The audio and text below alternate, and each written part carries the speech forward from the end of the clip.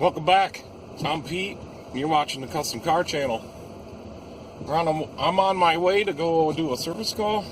I think it's a 1998 Chevy 3500. It's a 1-ton.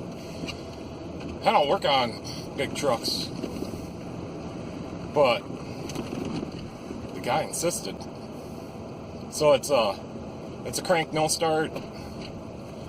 I'm thinking it might be the distributor cap, but I'm not sure.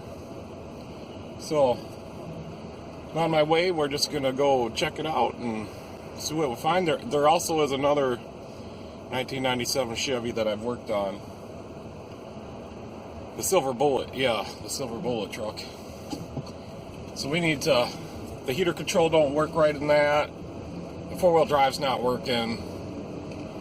There was a couple other things the guy wanted me to check out, so I might bring that one back to the shop just so it's at my place and I got all my stuff, because I'm gonna have to do some diag on the four-wheel drive.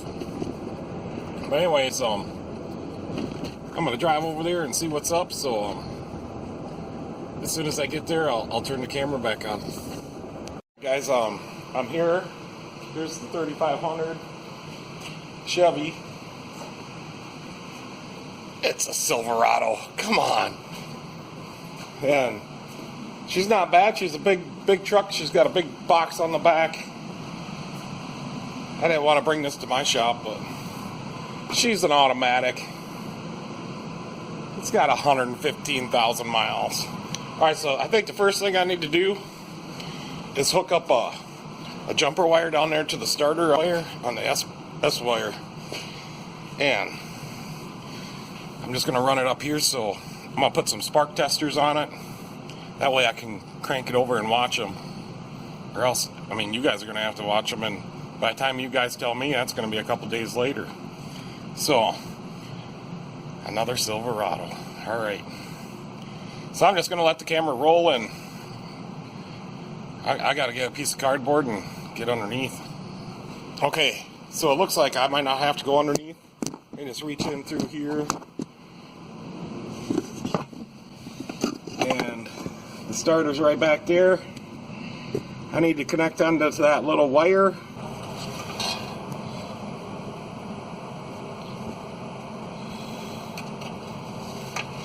Okay, I think I got it on there. That took a while. Alright. Charger on there for me. That's nice of them. So I didn't bring any lights or anything today. I suppose I should grab my jumper wire. It's right up here.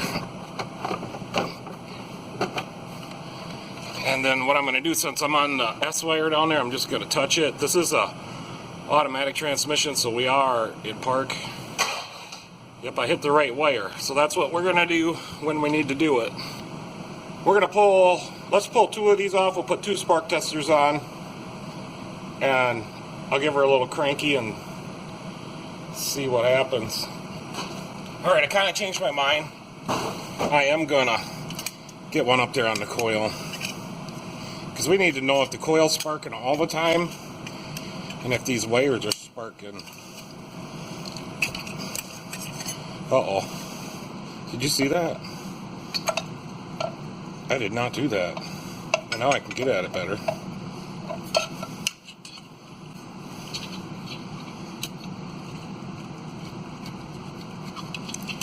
It's loose a little bit. That boot is ripped. Alright, it's turning now. There we go. I see there's an ignition module laying over here. But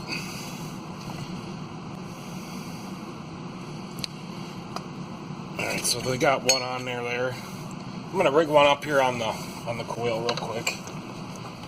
So this one, I got hooked into the coil, so it should flash rapidly. Let's see.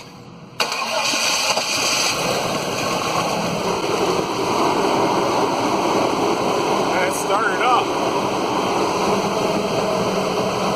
Okay, I went out and got the scanner and the fuel pressure gauge. I think we'll hook the fuel pressure gauge on there and the scanner. It is running rough, so It sounds like it has a dead hole.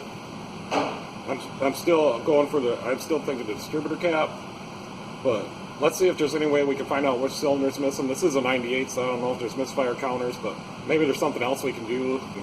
Maybe there's a balance test. I think there might be one of those. So I'm gonna go ahead and get the fuel pressure gauge on there and get. Okay, so I was able to figure out why the fuel pressure gauge don't work. It's because it's missing this little Schrader valve pusher. And these things just push right in, so I'm wondering if the one in this just fell out. I think it did. It don't fit it very tight. Okay, so that's going to solve that problem, and we're going to be able to check the fuel pressure. And I did, while you guys were off camera, I did go and do the cylinder balance test. So the popping went away on number 2, but this whole side of the engine, if this is bank 2, which I think it is, this whole side is really weak. But my last test, this side is really strong, this side's really weak, but they were all hitting. So I'm not too sure. I think I'm still leaning towards the cap, but what I want to do is pull all the plugs on this side and do a compression test. At least with a couple of the cylinders. We'll do them all. We're kind of set up where we can do that. So I'm just going to fire it up, see what the fuel pressure is real quick, and then I'm going to go for pulling the plugs on this side, which is not going to be easy. So like I said, I think this gauge is, 10 pound, it reads 10 pounds too low. So there's 50, so we might have like 55 to 60. I'll get you closer.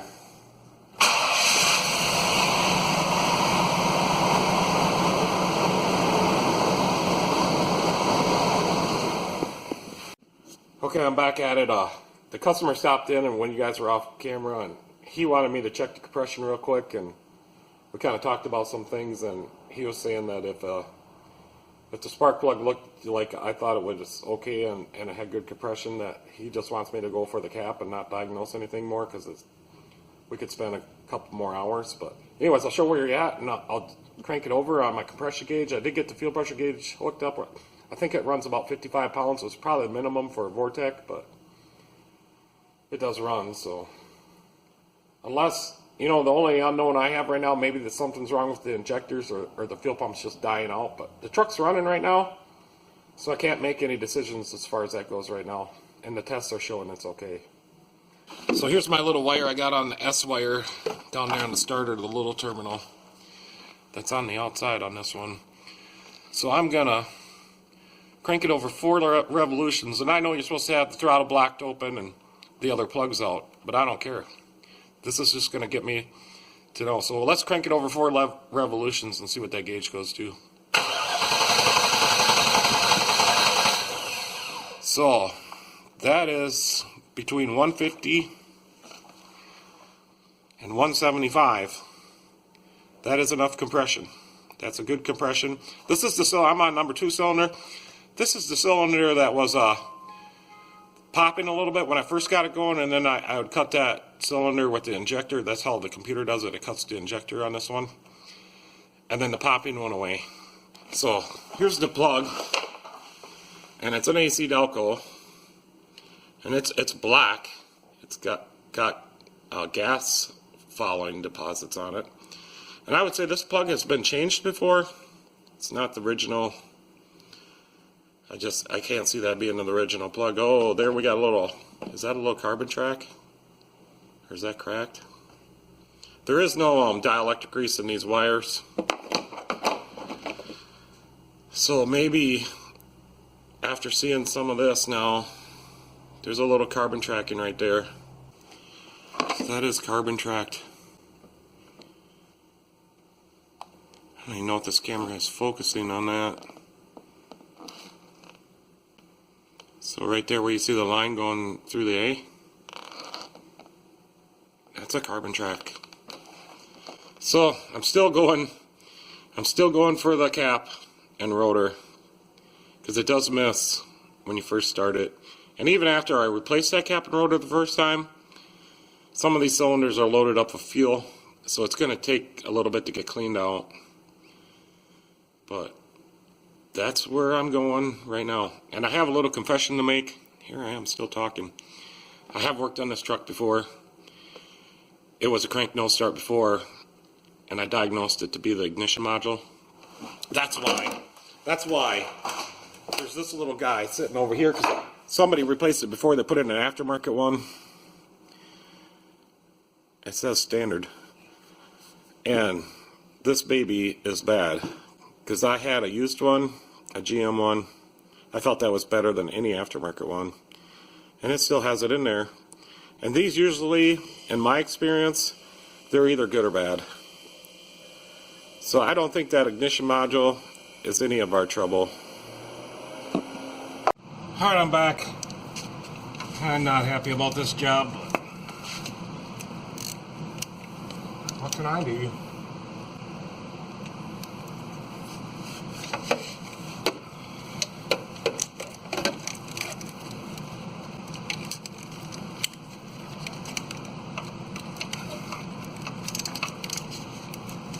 Man, everything is so backwards on this truck and dome.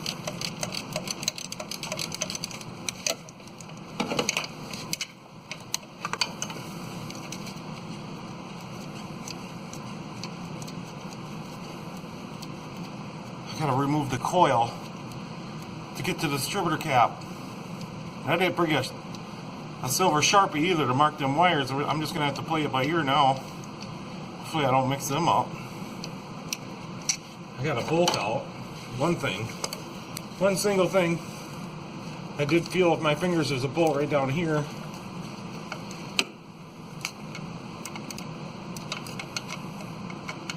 But I told the guy I can't work all day on it. I got another car coming in.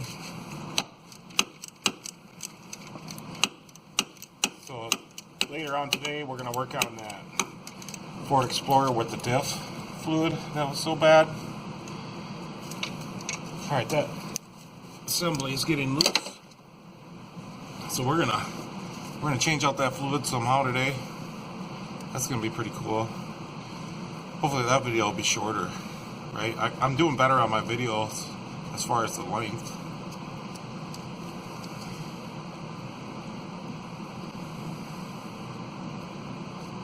I can only get my index finger on it and the middle finger. I can't get my thumb on it. It's out. I got it.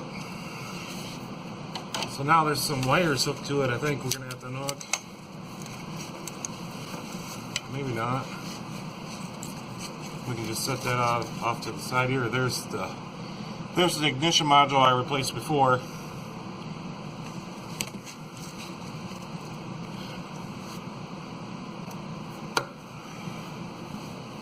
So I'm gonna try to see what kind of tool I need to get the cap off of there.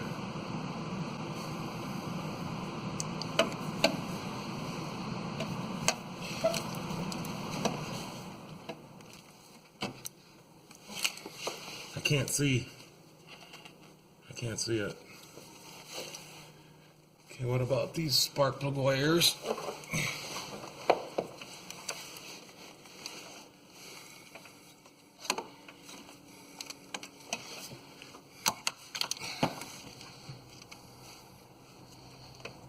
So they go to a holder over here on this other side, and they are in the correct order on that holder. So I'm going to go ahead and pull this whole side off.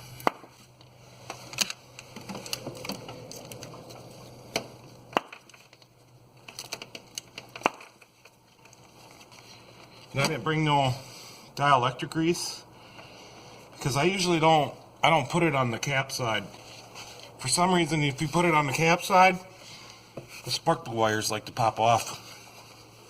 So I do need a Torx according to the one that's in the new one, and I got a blue streak standard for the rotor. It's a DR331, and the cap is a standard. Just I guess I didn't know I was getting blue streak and red streak. This is a DR474, and the reason I got these instead of the AC Delcos is because these were half the money. And they still come with a limited lifetime warranty because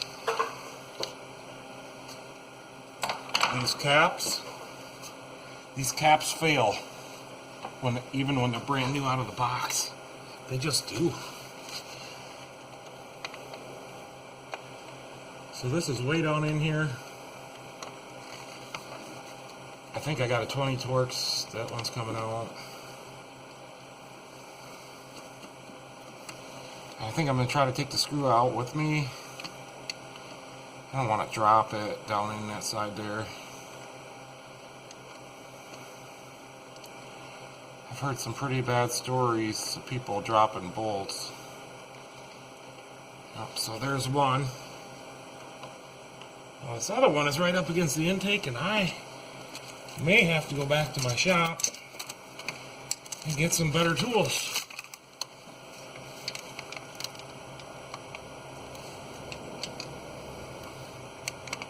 And that is just...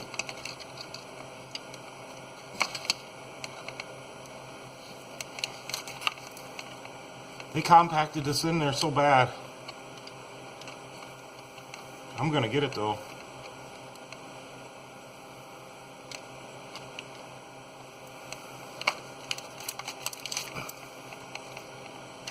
I can't really see it, so I'm just gonna go by feel. It's gonna take me a little extra. I don't think this video is gonna turn out at all. Where my hat got twisted.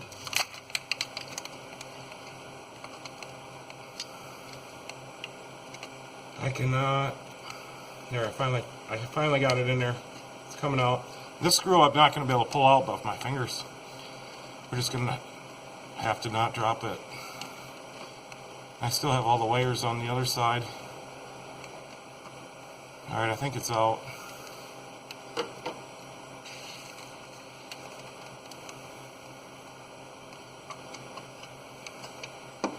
I'm going to grab that screw so it don't fall out.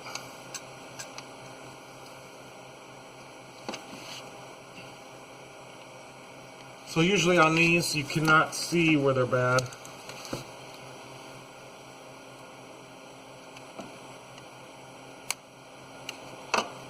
So I'm going to rearrange them. They're not in order on this side.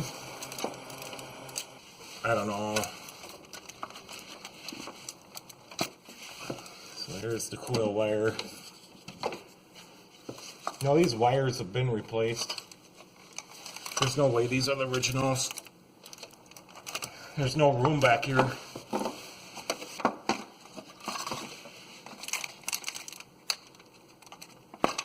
Okay, finally. This cap is a fairly new cap. I don't know what brand it is. So what happens? Let's see if I have to sit there. So what happens is right here will burn out. Right here, see, they're rerouted. They're too close together, and when they're made, they don't get a good, whatever kind of Bakelite or whatever these are made out of. It doesn't encapsulate it good enough, and it's really thin there, so it don't take much to burn through. So this has been replaced before. It is fairly new. I don't know what kind it is. And I'm going to tell you the rotor's blue. And that gives me a pretty good idea. I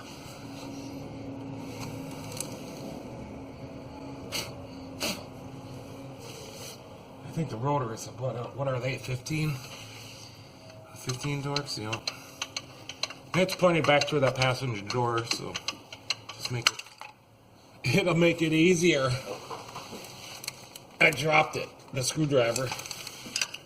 Here we go. As soon as we get this cap and rotor on, I'm going to lunch, and probably, hopefully it runs good so I don't have to come back again.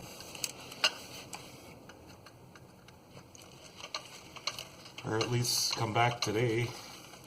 And I got a lot of my tools here. They're just over there on the back of a truck bed and on a bench. It's going to take me 15 minutes to pick up my tools and get them out to my truck. That screw wants to stay in my little driver. So here we are with the rotor. I'm going to grab that screw.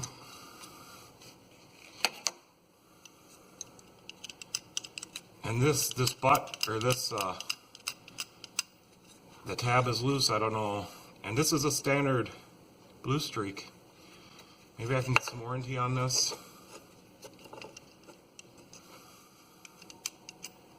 I don't think that's supposed to be loose. I guess we'll check on the new one. I guarantee you, this rotor is going to be blue. There's some screws, comes with the cap screws and the rotor screws. Well, there's a blue one. That is not loose on this one. So that rotor was bad. Alright, we're going to go back in with the new rotor that's not loose. And I remember it was pointing to that door, so I need some little screws first, so.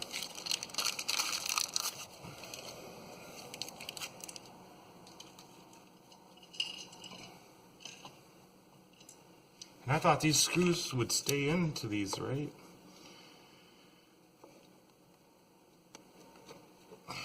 I'm a little shaky right now. I gotta get some lunch.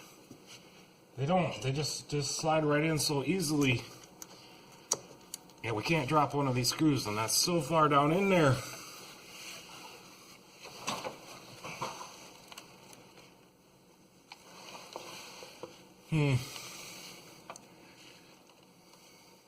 Some kind of hose or something in my way. Maybe it's a sparkle wire. And one of the sparkle wires got in my way. I'm not comfortable setting this down in there with loose screws. Alright, I dropped the screws out into my hand.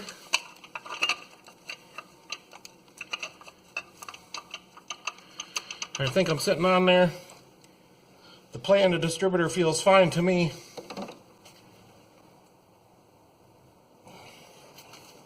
Yeah, I can see one of the screws is lined up, the threads. This is miserable.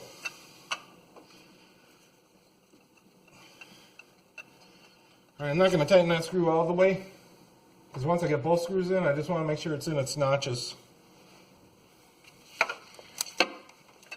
Man.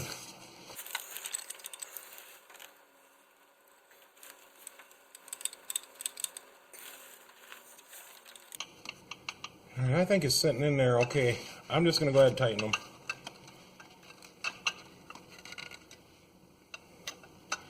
You know, maybe something's misengineered on these a little bit, that the rotor tag come up and tag where the where the connector is on the cap. We'll have to look at that cap and see if it hit it. Alright, that one's tight. Let's double check this other one. I just can't even see this. Yeah, that's tight. I think we should look at this new cap and see if it says standard on it anywhere. No, so the standard cap does not have a standard symbol on it. That's interesting, huh?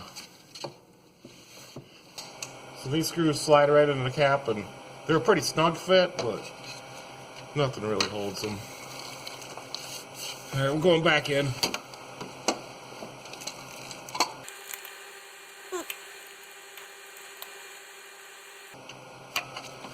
I wonder if they just didn't get the cap on there correctly.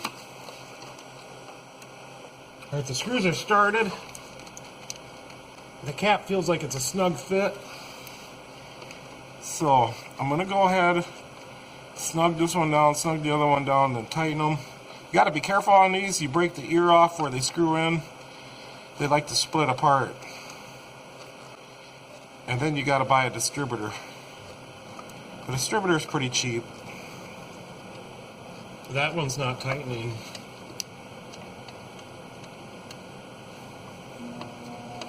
This one is, though. So I think the distributor's already broken.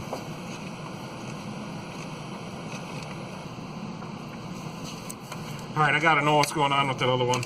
I gotta take her back off. Something's not right. I think I'm on there. I think the distributor is already broken. And I didn't look at it. No, I noticed that that screw wasn't completely tight or snug when I took it out. I think later today when we do that video, you're going to be able to see what I'm doing.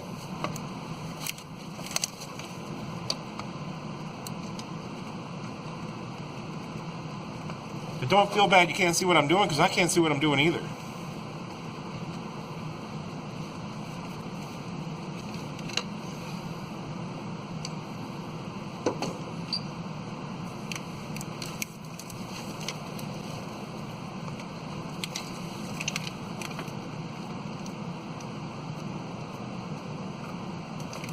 I think it's just stripped out. I tell you what, I'm gonna go get some lunch. I'm gonna go get my mirror, and I'll get a longer screw, because I don't want to cobble this back together. So I just went and got some lunch. Yeah, the lighting's kind of bad again. Well, we're on a service call, but I went and got some lunch. I ate it already, and it wasn't too bad. So here's the screw that wasn't tightening up. I see why I wanted to get a 1024, because these are these a 1024? No, they're an 8. So I think, let's screw this 1024 into this new cap, see what happens. Hopefully I don't break it. And see if we're going to be able to twist this, or if it just threads itself in and locks in. No, so we're going to try that. This has got a little self-threading on it. I got a longer one, and I got a 1032 in case I need it. I was going to bring a longer screwdriver, but I didn't, so all I have is this regular Phillips. So I'm just going to set you guys back here again. Turn on all these lights. The both screws are in the cap. So that's kind of hard to get it lined up. So I'm going to unscrew this Phillips all the way till flush. This 1030, 20, this 1024 we put in there. I learned this trick a long time ago by accident. Somebody already had stripped it out, and that's what they did to fix it. And it worked. It worked. And that one was actually cracked. I think it was partially gone. This is just a miserable to work on.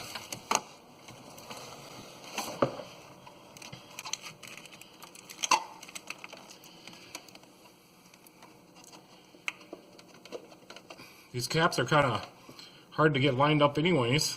I got her lined up. I think we're going to go for the new 1024 screw that I put in there just to see if it tightens up.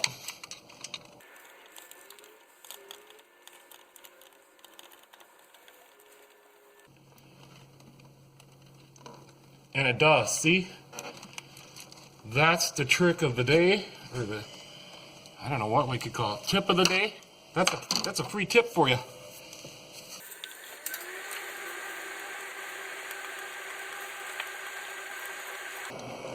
And the back one's tight. I just got to put all these wires back on in the correct order. All right, one side is on. All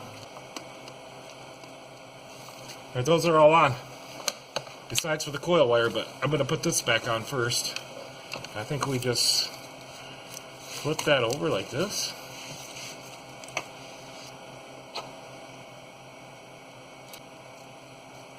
All right, that one's in there and started. Gosh, this is, I don't know what words I can use, but I need to use some words. I know. For this bolt. My goodness. This is a pain. I'm in the hole, but not where it goes. I'm in the bracket. Maybe I gotta shine my light over here.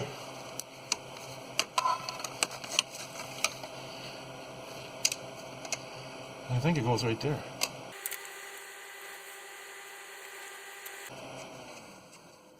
Alright, got it started.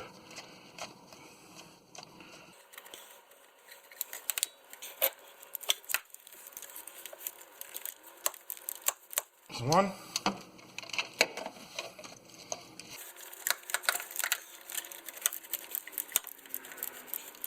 There's two. Put the coil wire on. And I think we should be ready. We should be ready. And like I said, even if this wasn't bad, it was because that rotor was bad. I just hope this does it. Alright, so I put all the screws in the rotor. I'll just dump them out into the cap. I can't see nothing wrong with the cap, but this rotor, that is loose. There you go. That should not be loose. It wasn't loose on the new one. These have been replaced. This is a Blue Streak standard, so I can only assume the cap is a standard ignition. So it does look like I put the plug back in and the wires on here. I think it should be okay to get it running and see if it's probably going to miss a little bit at first because it's all loaded up if this was the problem. If it's not the problem, it's just going to continuously run bad again.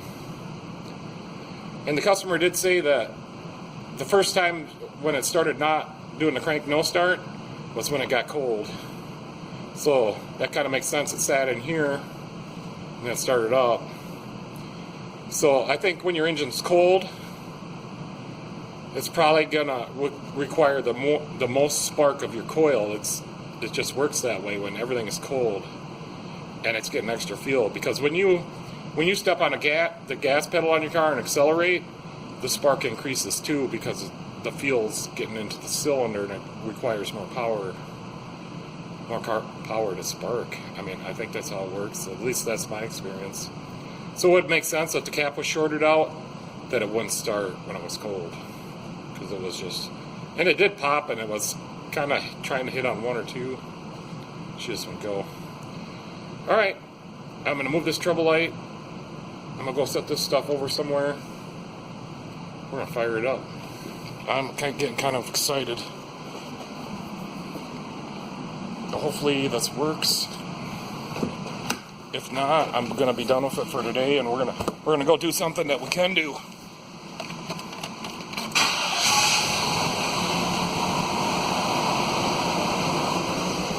Alright, it ran a little stumbly at first, but now she's smoothed right out.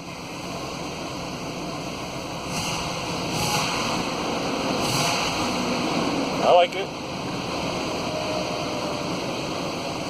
So guess what I'm going to do? So I'm not going to drive this thing. This thing is a 1 ton. I don't even know if there's license plates on it. And she's running perfectly smooth right now. But something out here just is making a whining noise.